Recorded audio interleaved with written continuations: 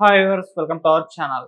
రామజోగేష్ శాస్త్రి గారు మనకు తెలుసు దేవరాలో 4 సాంగ్స్ ఆయన రాశారు. సూపర్ డూపర్ హిట్ అవ్వడం కూడా చూస్తాం. ఇప్పుడు ఆయన చేసిన ఒక ట్వీట్ అది చిరంజీవి గారిని ఉద్దేశించి చేశారు అని చెప్పి సోషల్ మీడియాలో విస్తృతంగా ప్రచారం జరుగుతుంది. మరి ఇంతకు ఆయన ఏం ట్వీట్ చేశారో అది చిరంజీవి గారికి ఏ విధంగా రిలేట్ అవుతుంది, ఇప్పుడు ఇదే అంశం మీద డిస్కస్ చేయడానికి ప్రజలు మనతో పాటు జర్నలిస్ట్ చరణ్ పరమ్ గారు వారితో మాట్లాడదాం.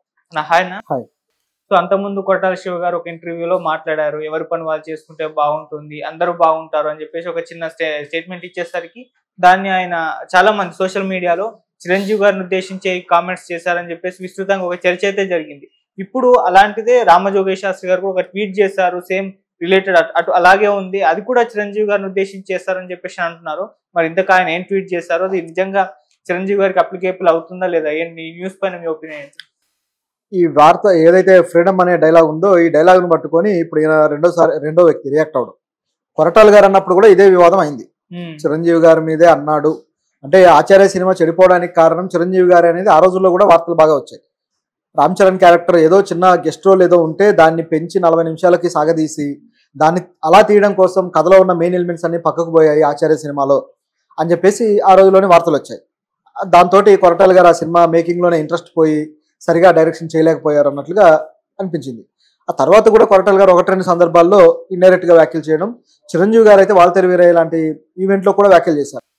డైరెక్టర్లు శ్రద్ధగా తీయాలి అది అని చెప్పేసి కొన్ని వ్యాఖ్యలు చేస్తే అది కూడా వైరల్ అయింది. కొరటాల మీద కావాలని కామెంట్ చేశాడు అన్నట్టుగా. ఇదంతా ఒక యాంగిల్ అయితే ఇప్పుడు కొరటాలకు అవకాశం వచ్చింది, ఆయన ఒక వ్యాఖ్య చేశాడు. అది చిరంజీవిని ఉద్దేశించి చేయలేదని తర్వాత ఆయన చెప్పుకున్నాడు. అంటే ఎవరి పని వాళ్ళు చేసుకుంటే బాగుంటుంది, సో పక్కనుండి పనిలో మనం వేలు పెడితే పని పాడైపోతుంది, అలా వేలు పెట్టకుండా ఉంటే చాలు, అంతకంటే సంతోషం ఏముంది, ఆ పని సక్సెస్ఫుల్గా అవుతుందని చెప్పేసి కొరటాల ఇంటర్వ్యూర్ అడిగిన క్వశ్చన్కి ఆన్సర్ చెప్పాడు. ఆయన చెప్పిన పద్ధతి బాగానే ఉన్నా అది ఎందుకో డౌట్ వచ్చింది అందరికి. సో మెగా ఫ్యాన్స్ కొరటాల మీద కొద్దిగా నెగిటివ్గా కామెంట్ చేస్తూ ఉంటే ఆయన మరొక ఇంటర్వ్యూలో వేరే మీడియా సంస్థకి ఇచ్చిన ఇంటర్వ్యూలో క్లారిఫై చేశారు. నేను చిరంజీవి గారిని ఉద్దేశించో మరోటో అనలేదు, నేను అన్నది వేరు కానీ దాన్ని వేరే దానికి ఆపాదించారు, అందుకే నేను అసలు సోషల్ మీడియాకు దూరంగా ఉంటాను, సోషల్ మీడియాలో అంతా కూడా మనశ్శాంతిని చెడగొట్టేవే ఉంటాయని చెప్పేసి ఆయన సోషల్ మీడియా మీద తనకున్న ఒపీనియన్ కూడా చెప్పాడు. చెప్పి నా ఉద్దేశం వేరేది, ఎందుకంటే మన పని మనం చేసుకుంటే ఆ పని సక్సెస్ అవుతుంది అనేది తప్పితే వేరేది కాదు అని క్లారిటీ ఇచ్చాడు. ఇప్పుడు సినిమా హిట్ అయింది. మొదటి రోజు మిక్స్డ్ టాక్ ఉన్న తర్వాత రోజుకి వచ్చేసరికి అది కొద్దిగా పాజిటివ్ టాక్ అయింది. ప్రస్తుతానికైతే పూర్తి స్థాయి పాజిటివ్ టాక్ తో సినిమా దూసుకెళ్తుంది. ఇంకా రాజమౌళి కర్స్ అని లేకపోతే సినిమా కొరటాల మళ్ళీ ఆశ్చర్యలాగా తీసారని ఏ కంప్లైంట్లు లేవు. చిన్నపాటి మైనస్లు ఉన్నాయి సినిమాలో, అది ఎలాగో కాదనిలేం. కమర్షియల్ సినిమా అంటేనే కొన్ని రకాల మైనస్లు కొన్ని రకాల ప్లస్లు. ఆ మైనస్లను కూడా డైరెక్టర్లు తెలిసే చేస్తారు, ఎందుకంటే ఆ సినిమా వర్కౌట్ అవడమే వాళ్ళకి ఇంపార్టెంట్. ఇట్లా రకరకాలుగా వెళ్ళిపోతుంటాయి. మొత్తానికి వర్కౌట్ అయింది. దాంతో ఈ యునానిమస్ రిజల్ట్ ని ఎంజాయ్ చేస్తున్నారు సినిమా యూనిట్. ఇందులో సినిమాకి మొత్తం సాంగ్స్ రాసి టైటిల్ సింగిల్ కార్డు వేసుకున్న లిరిక్ రైటర్ ఎవరైనా అంటే రామజోగేష్ శాస్త్రి గారు. ఈ మధ్యకాలంలో ఆయన ఏ సినిమాకి రాసినా మొత్తం సింగిల్ కార్డులు పడుతున్నాయి. అట్లా ఈ సినిమాకి సింగిల్ కార్డు పడింది. సో ఇందులో ముఖ్యంగా 2 పాటలు అయితే బాగా పేరు తెచ్చుకున్నాయి. ఆయుధ పూజ సాంగ్ కావచ్చు, ఆ మెలోడీ సాంగ్ కావచ్చు, ఎందుకు పుట్టిందో అనే సాంగ్, ఇట్లా మంచి పేరు తెచ్చుకున్నాయి. ఆయన ఎంజాయ్ చేయకుండా ఉన్నట్టుండి ట్విట్టర్లో ఇది పెట్టారు, ఫ్రీడమ్ ఇస్తే రిజల్ట్ ఇలా ఉంటుంది అని చెప్పి. దాంతో మెగా ఫ్యాన్స్ మళ్ళీ వచ్చేసి ఇక చిరంజీవి గారినే అన్నాడు అని చెప్పేసి ఆయన్ని బాగా ఇది చేయడం మొదలెట్టారు, ట్రోల్ చేయడం కావచ్చు ఈ రకంగా. దాంతో సాయంత్రానికి రామజోగేష్ శాస్త్రి గారికి విషయం అర్థమైంది, మనం చేసిన ట్వీట్ రాంగ్గా వెళ్ళింది అని చెప్పి. ఆల్రెడీ కొరటాల గారు తన ట్వీట్కే తన మాటకే తిరిగి తాను ఆన్సర్ చెప్పుకోవాల్సిన పరిస్థితి ఏర్పడింది, చెప్పుకున్నాడు కూడా. అంత చూసిన తర్వాత ఈయన ఎందుకు మరి ఆ విధంగా తొందరపడి చేశాడు అనే డౌట్ అయితే వస్తుంది. బహుశా కాన్షియస్గానే చేశాడా? ఆయన ఇప్పుడున్న స్టార్ లిరిక్ రైటర్స్లో ఆయన ఒకరు. మనకున్న స్టార్ లిరిక్ రైటర్లో 4-5 ఉన్నారు. అన్ని పెద్ద పెద్ద సినిమాలు అన్నిటికీ వాళ్ళే రాయాలి. పెద్ద హీరోలు కనీసం 10 మంది దాకా ఉంటే ఈ 10 మంది సాంగ్స్ వాళ్ళే రాయాలి. చాలా తక్కువ లిరిక్ రైటర్లు కొత్త వాళ్ళు రావడం. అటువంటి పరిస్థితుల్లో ఆయన మరి సినిమా మెగా ఫ్యామిలీ నుంచి అవకాశాలు అందుకునే ఉద్దేశం లేదా, మరి ఎందుకు ఆ విధంగా వ్యాఖ్యలు చేశారు? చూస్తే ఆయన అన్ఇంటెన్షనల్ గా చేశాడేమో అన్నట్టుగా ఆయన తిరిగి ఇచ్చిన సమాధానం కనిపిస్తుంది.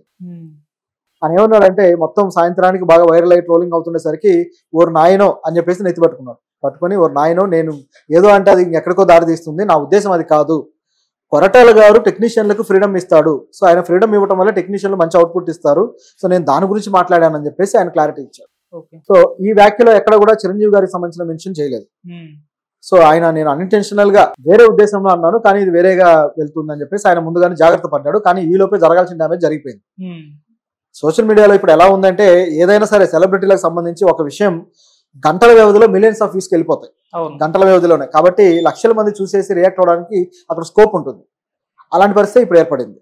మొత్తానికి ఆయన ఏదో డ్యామేజ్ కంట్రోల్ కోసం ప్రయత్నాలు చేస్తున్నాడు, కొంతవరకు ఓకే. ఇది ఇక్కడ పరిస్థితి. కొట్టాల శివది వివాదమైనప్పుడు తర్వాత మళ్ళీ మాట్లాడారు కొట్టాల శివ గారు.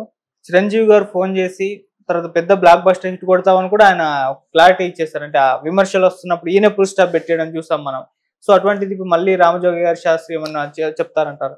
అంటే చిరంజీవి గారు ఫోన్ చేసి మాట్లాడింది ఇప్పుడు సందర్భంలో కాదు. నిజానికి ఆయన ఎప్పుడు చేశాడంటే ఆచార్య సినిమా ఫ్లాప్ అయినప్పుడే చేశాడు. ఫ్లాప్ అయినప్పుడే ఆయనకు మెసేజ్ చేశాడట. మెసేజ్ చేసి సరే మనం సక్సెస్ కొట్టలేకపోయాము, నువ్వు మళ్ళీ బౌన్స్ బ్యాక్ అవుతావు అని చెప్పేసి ఆయనకి మెసేజ్ చేసినట్టుగా కొరటాల గారు చెప్పారు. అంటే డిసప్పాయింట్ అవ్వద్దు అని చెప్పి. బహుశా చిరంజీవి గారు సూచించిన మార్పులు తేడా కొట్టడం వల్లే ఆయన రియలైజ్ అయ్యి చేసి ఉండొచ్చు. అంటే తన తప్పుని అక్కడ ఒప్పుకోవడానికి ఆయన సిద్ధపడి ఉండొచ్చు. ఎందుకంటే ఆ క్యారెక్టర్ విషయంలో నిజంగానే చూస్తే తెలిసిపోతుంది, ఈ క్యారెక్టర్ కథ నుంచి ఎక్కువ డీవియేషన్ వెళ్ళి బాగా ఎక్కువ చేశారు అని చెప్పి. సో ఆ సినిమా విషయంలో జరిగిన పొరపాట్లన్నీ కూడా కలెక్టివ్ మిస్టేక్సే, కేవలం ఒక వ్యక్తి మీద వేయడానికి కూడా లేదు. ఒక్కోసారి కథ బాగలేకపోయినా ట్రీట్మెంట్ అద్భుతంగా ఇచ్చి హిట్ కొట్టే సందర్భాలు కూడా ఉంటాయి. కానీ ఈ సినిమా విషయంలో ట్రీట్మెంట్ కూడా సరిగా ఉండదు ఆచార్య సినిమాలో. అందుకే ఆడియన్స్ భయపడ్డారు. దేవర కూడా ఆచార్య వైబ్స్ వస్తున్నాయి, ఆచార్య లాంటి షార్ట్స్, ఆచార్య లాంటి గెటప్స్, పేర్లు కూడా అక్కడేమో బసవాన్ ఉంటుంది విలన్ పేరు, ఇక్కడేమో భైరవ అని ఉంటుంది. ఈ టైప్ లో పేర్లు కంపారిజన్ కూడా వచ్చింది. కాబట్టి ఆ భయం అయితే ఆడియన్స్ లో కలిగింది. కానీ తన టేకింగ్ ఇంట్రెస్ట్ లేని సబ్జెక్ట్ మీద ఒకలాగా ఉంది, ఇంట్రెస్ట్ ఉన్న సబ్జెక్ట్ మీద ఒకలాగా ఉంది, అది తెలిసిపోతుంది అన్నమాట. సో అందులో కలెక్టివ్ మిస్టేక్స్ అనే అనుకోవాలి తప్పితే దాని విషయంలో ఎవరో ఒకరి మీద నిందలు వేసి కామెంట్లు చేసుకోవడం అనేది ఇంత పెద్ద స్థాయి వ్యక్తులకి సరైంది కాదు. అయితే వాళ్ళు ఇంటెన్షనల్ గా చేయకపోయినా కింద వీళ్ళు మాట్లాడుకోవడం అనేది తలనొప్పిగా తయారైంది, ఫ్యాన్స్ అనే వాళ్ళు మాట్లాడడం. ఓకే. సో కొరటాల శివ గారు అటు చిరంజీవి గారితో రామ్ చరణ్ గారితో కలిసి తీసిన సినిమా ఆచార్య సినిమా ఏ విధమైన రిజల్ట్స్ వచ్చిందో మనందరికీ తెలిసిందే. సో మళ్ళీ వీళ్ళ కాంబినేషన్ లో అంటే రామ్ చరణ్ గారితో కానివ్వండి, చిరంజీవి గారితో కానివ్వండి ఉంటుందా? రామ్ చరణ్ గారికి స్టోరీ చెప్పినట్టుగా కూడా వార్తలు అయితే వినిపిస్తున్నాయి. మరి వీళ్ళ ప్రాజెక్ట్ ఏమైనా పట్టాలెక్కే ఛాన్సెస్ ఏమైనా కనిపిస్తున్నాయా? నిజానికైతే కొరటాల గారు రామ్ చరణ్ గారికి ఆచార్య టైంలోనే కొద్దిగా క్లోజ్ అయ్యి ఒక కథ లైన్ వినిపించారనేది గతంలో వార్తలు ఉన్నాయి.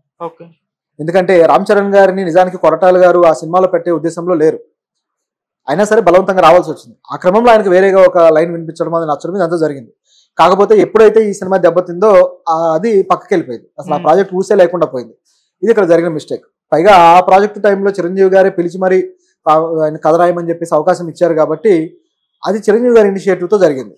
సో ఇప్పుడు మళ్ళీ కొరటాల గారు చిరంజీవి గారితో సినిమా తీసే అవకాశం అయితే పెద్దగా కనపడటం లేదు. కానీ రామ్ చరణ్ గారితో అయితే ఏ కథ అయితే అప్పుడు చెప్పి ఉన్నాడో ఆ కథ మళ్ళీ ముందుకు వచ్చే అవకాశం అయితే ఉంది. సో ఎందుకంటే కొరటాల గారు చెప్పిందే నా దగ్గర 10 కథలు ఉన్నాయి, ఆ 10 కథలతో సినిమాలు తీసేసి ఆపేస్తా అన్నాడు గతంలో ఒకసారి. ఇప్పటికి ఒక 4 సినిమాలు 5 సినిమాలు అయినాయి ఓవరాల్ గా. సో కాబట్టి ఆయన దగ్గర ఉన్న ఆ బెస్ట్ కథలు ఏవైతే ఉన్నాయో అవన్నీ కూడా బెస్ట్ యాక్టర్స్ తోనే తీయాలనేది ఆయన ఆలోచన. ప్రభాస్ కావచ్చు, ఎన్టీఆర్ కావచ్చు, లేకపోతే మహేష్ బాబు గారు కావచ్చు, చిరంజీవి గారు కావచ్చు, వీళ్ళందరూ కూడా బెస్ట్ యాక్టర్స్, తెలుగులో ఉన్న టాప్ యాక్టర్స్. సో అందులో భాగంగా రామ్ చరణ్ గారితో కూడా ఇటువంటి ప్రాజెక్ట్ ఉంటుంది అనేది అంచనా. పైగా